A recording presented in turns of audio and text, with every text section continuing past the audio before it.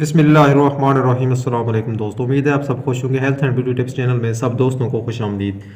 दोस्तों, वीडियो देखने के बाद चैनल को सब्सक्राइब फरमाना ना भूलें ताकि आपके पास अच्छी अच्छी वीडियो बआसानी पहुंच सकें। आज हम पढ़ेंगे जौ के फ़वाइद, जो नबी करीम सल्लल्लाहु अलैहि वसल्लम की पसंदीदा ग़िज़ा भी थी। उस दौर से इनकी बड़ी जो है वो आ रही है सेहत बख्श फ़वाइद।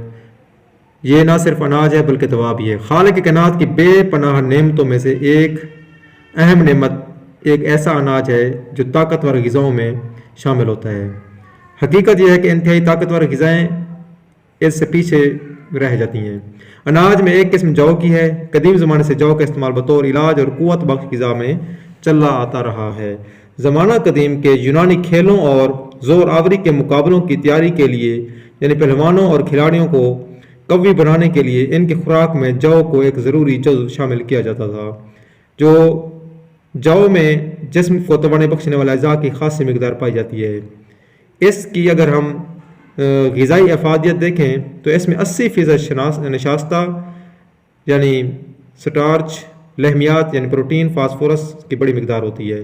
बच्चों को दूध के साथ जौ मिलाकर देने से उनकी ताकत में इजाफा होता है, हड्डियाँ मजबूत होती हैं, पेट के दर्द से महफूज रहते हैं, दूध को आसानी से हजम कर लेते हैं। जौ के मतलब कहा जाता है कि वह 100 बीमारियों को दूर करता है, खून के जोश को कम करता है, ब्लड प्रेशर को फ़ायदा पहुँचाता है, हिद्दत को यानी गर्मी को कम करता है, प्यास बुझाता है और जोड़ों के दर्द को भी फ़ायदा देता है।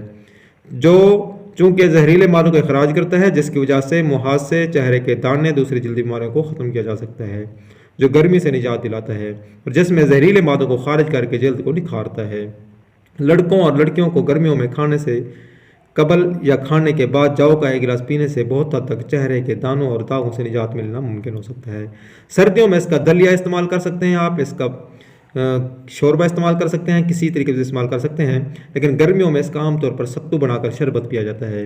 इसकी रोटी खाएं तो और भी ज़बरदस्त होती है, गर्म भी होती है और इसके अंदर थोड़े से तिल वगैरह मिला लें तो ताकत में इजाफा हो जाता है। लाजमी इस्तेमाल करें रोटी की सूरत में। अब सर्दियाँ आ रही हैं, सर्दी से निजात दिलाता है, ताकत देता है और चेहरे को निखारता है। आप 1 महीने लगातार इसको इस्तेमाल करेंगे, सर्दियाँ ख़त्म होंगी, फिर अपने चेहरे को देख लेना, दाग धब्बे सब कुछ ख़त्म। गर्मियों में कोई दाग नहीं निकलेगा आपके चेहरे पर।